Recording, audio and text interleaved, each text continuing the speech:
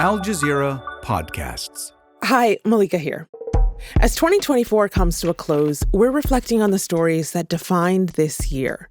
And at many university campuses, what defined the year was the student movement against Israel's war on Gaza.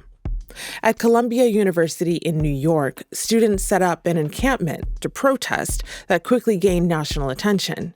But tensions escalated when the university called in the New York Police Department, leading to the arrests of students and employees.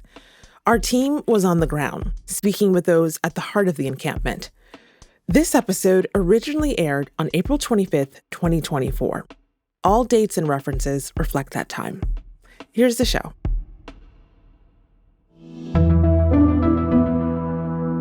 Today, inside the Gaza Solidarity encampment at Columbia University that sparked a movement.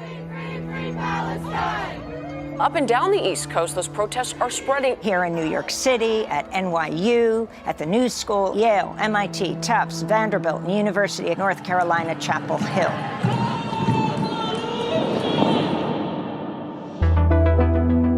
I'm Malika Bilal, and this is The Take.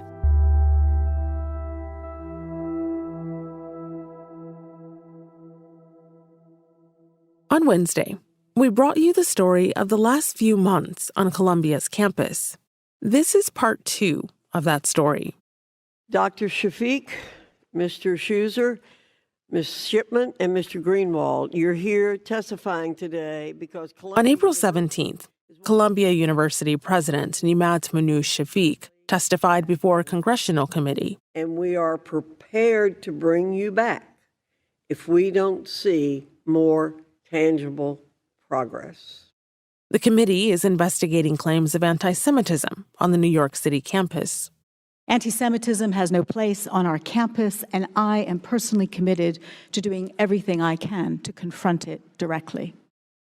Shafiq has been criticized by both pro-Palestine and pro-Israel students for how she's handled protests at the university. The same day as the hearing, in the morning, students had started an encampment in solidarity with Gaza. They camped out on the lawn that sits between the main campus buildings, where students attend classes, have study sessions, get food. The students were there to make some demands of Columbia. My name is Mariam Alwan, and I'm with Columbia SJP, Students for Justice in Palestine, and we are here today to demand that Columbia divest immediately from all stakes in Israeli apartheid. The students want Columbia to divest from companies with ties to Israel. They also want an end to academic partnerships with Israeli schools, an end to the repression of pro-Palestine voices on campus, and a release of a public statement calling for an immediate permanent ceasefire in Gaza. What do we want? Justice! When do we want it? Now! If Rafa doesn't get it, shut it down! The first day was calm. Students pitched tents among the buildings, played drums, and set up signs. The following day, Columbia's president took action. Shafiq asked the New York Police Department to clear the encampment. Let go of her! Let go of her! Why are you dropping her like that? Why are you dropping her like that? No, let go of her! Students are protesting Israeli military action in Gaza and demanding the school divest from companies who are involved with Israel. In New York, riot police moved in on a peaceful student protest encampment, arresting at least 108 people at Columbia. Fadi Shuman was one of those students. We saw the NYPD was coming in. We called everybody who was camping and, come into the gates, and we got in a circle and we linked arms and we waited. This was peaceful. We weren't here to cause any harm. We were here to get our demands met. So we stood there. We were peaceful. Around 1:30 p.m. on April 18th, as NYPD officers entered the Columbia campus, they began breaking up the encampment and making arrests. They bound protesters' hands with zip ties and sent them to waiting police buses. Why are you doing this to me? What? Free Palestine! I'm just standing here. Why are you doing this to me? I'm just standing on the sidewalk. How? What is wrong? wrong with you? Fadi was among those in police custody, along with at least 107 others. Why are you doing this to me? That night, our producer, Ashish Malhotra, headed to Colombia. It's about 10 p.m. on Thursday, April 18th. I'm outside the gates of Columbia University. The gates of the campus are closed shut. There's a significant police presence. There's a lot of barricades around, some news trucks.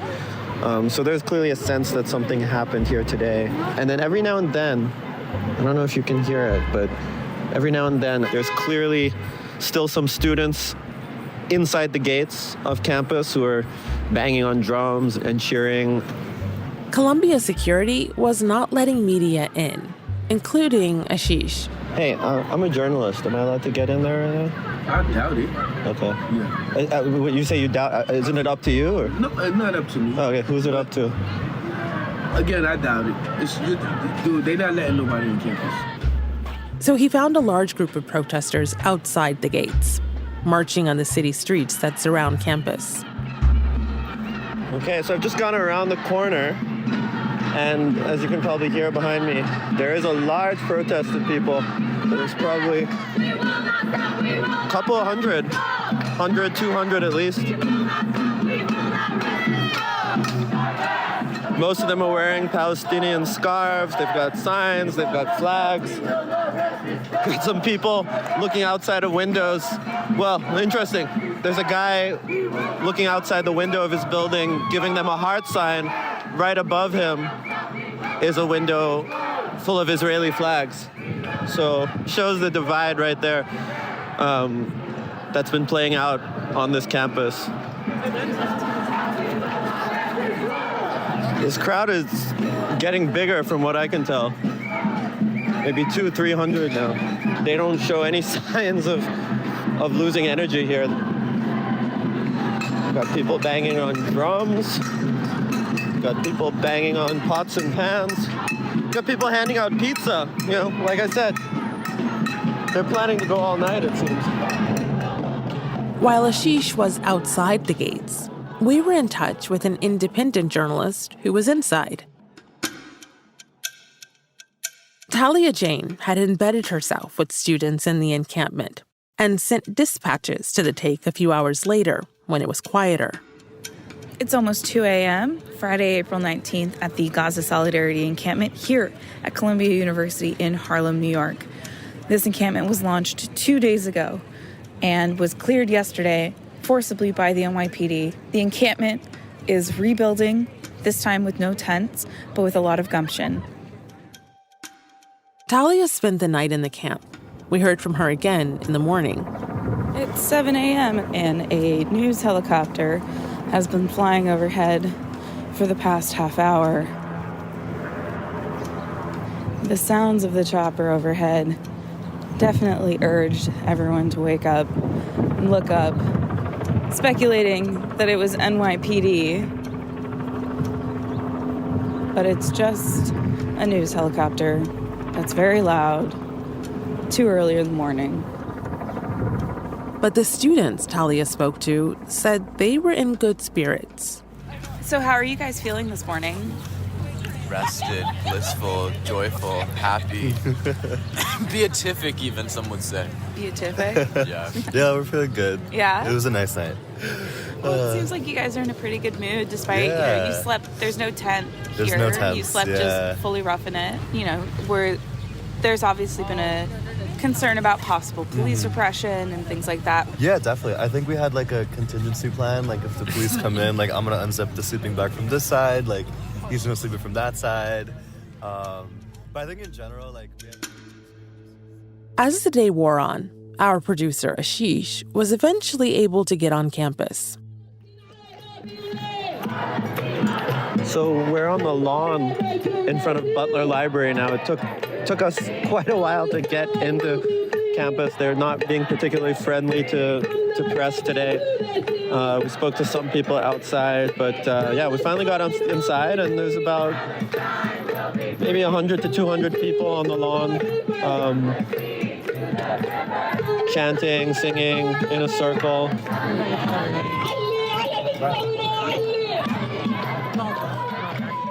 He spoke to Fadi, the student you heard earlier who'd been arrested. He'd returned to the encampment. We were released. We have a summons for trespassing. And I'm trespassing on a university that I'm paying tens of thousands of dollars a year to go to. How? It doesn't make sense. It really doesn't make sense. Fadi says what happened is part of a broader trend of repressing pro-Palestinian voices on campus. And it's something he says he's faced personally on several occasions since October. Different ways. They've suspended me multiple times with zero backing on any of their accusations that they've made. They've kicked me out of my housing multiple times. The third time being today when they confiscated our items after the sweep. That happened yesterday. I had my key, my medication, my house key, all of my belongings in my backpack, my telephone. I had no way of contacting anyone to get back into my home. I had no way of getting warm clothing. I had no way of getting food. I had no wallet, nothing.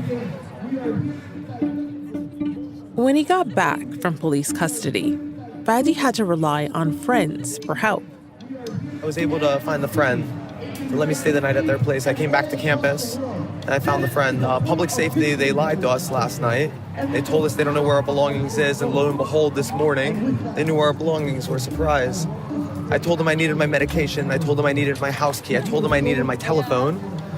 And they said, it's not an emergency. Wait till tomorrow. We will figure this out for you. They were very disrespectful to us when we went to go speak to them about this matter last night. It shows what they have done and continue to do to people who speak up for Palestine. And on Monday, faculty showed their solidarity with students in a walkout. We reached out to Columbia for comment on the encampment and how students were treated, but they didn't respond.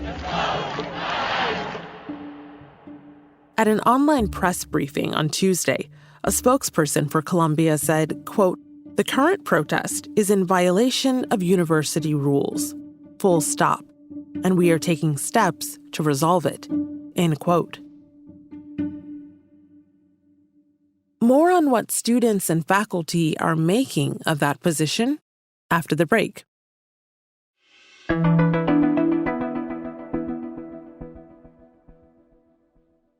Since the arrests at Columbia last week, the mood at the university has remained tense. Protests have continued. Pro-Israel, pro-Palestine, on campus, off campus, and by students and non-students. Over the weekend, footage emerged of protesters outside the university gates confronting demonstrators holding an Israeli flag. Go back to Poland! The video shows them being told to go back to Poland. Situations like these have led some Jewish students and staff to say they don't feel safe on campus. One Columbia rabbi told Jewish students to stay home for their own safety due to what he called extreme anti-Semitism on campus. Columbia rabbi Ali Buchler writing to students, "It deeply pains me to say that I would strongly recommend you return home as soon as possible and remain home until the reality in and around campus has dramatically improved." On Monday night, the university said that for the rest of the school year, all classes will include a remote option, saying safety is our highest priority. Pro-Palestinian protesters at Columbia University appear to have a new deadline to remove their encampment from school grounds. The news comes after the initial deadline passed at midnight. A school spokesperson told us overnight that conversations will continue for the next 48 hours. Now, we know a similar... The situation at Columbia even drew the attention of U.S. President Joe Biden. This is from an event on Monday. I condemn the anti-Semitic protests. That's why I've set up a program to deal with that. I also condemn those who don't understand what's going on with the Palestinians and how they're being... Should the Columbia University president resign? I didn't know that. At the Gaza Solidarity encampment, Columbia student organizers have distanced themselves from the protesters seen outside campus over the weekend, calling them inflammatory individuals who do not represent us. And many of the protesters at the encampment are Jewish. Journalist Talia Jane spoke to one student who asked to go by the name Raymond, as Talia was sending dispatches to the take on Friday. As someone whose a lot of family comes from Israel, and I'm Jewish, my family is Jewish, it's incredibly important for me to be here because these are the values of Judaism that I was raised on. We also heard from Jonathan Ben-Menachem, a sociology PhD student at Columbia. The protests do not make me feel unsafe as a Jewish student. I feel inspired by the protests. It's possible that, Jewish students are experiencing discomfort, particularly Jewish students who feel invested in Israel and their connection to it, right? Yeah, I really want to stress the difference between, safety and comfort on this one. He's not at the encampment, but says he walks by it every day. It's like a tiny corner of campus that they have tents on, just like one individual lawn. So yeah, really hard to square that with this sort of national discourse that the National Guard needs to be sent in because it's dangerous for Jews. I do want to stress that there's really no verification that any sort of anti-Semitic incidents on or near campus originate from the protesters in support of Palestine. For years or decades now, there's this broader strategy to, say any statement in support of Palestine or criticizing Israel is anti-Semitism or tantamount to violence. And, this whole hysteria over Columbia's campus feels like a distraction from the actual violence happening in our names. The physical universities in Gaza were destroyed. And every camera is now focusing on an Ivy League campus, it feels wrong. Fadi, who was arrested last week, feels the university hasn't treated pro-Palestine and pro-Israel students in the same way. There's a complete double standard in disciplinary processes that have happened here in terms of, pro-Israel supporters and pro-Palestinian supporters here at Columbia, where speaking out for Palestine will get you suspended. And like Jonathan, Fadi also worries that Columbia's reaction to the protests is taking focus away from where he feels it should be, in Gaza, where Israel's war has killed more than 34,000 people. It pains me that we got to sit here and defend ourselves because we don't want to center ourselves in this moment. We don't center Gaza, but they continuously are trying to put us on our backs. But we don't want to deviate from the messages. We need to stop the genocide in Gaza. We need a ceasefire. We need liberation of every single inch of Palestinian land. This is the message we want to center. We don't want to center we are being harassed on this campus. This is secondary. We want to center Gaza. We want to center all of Palestine first.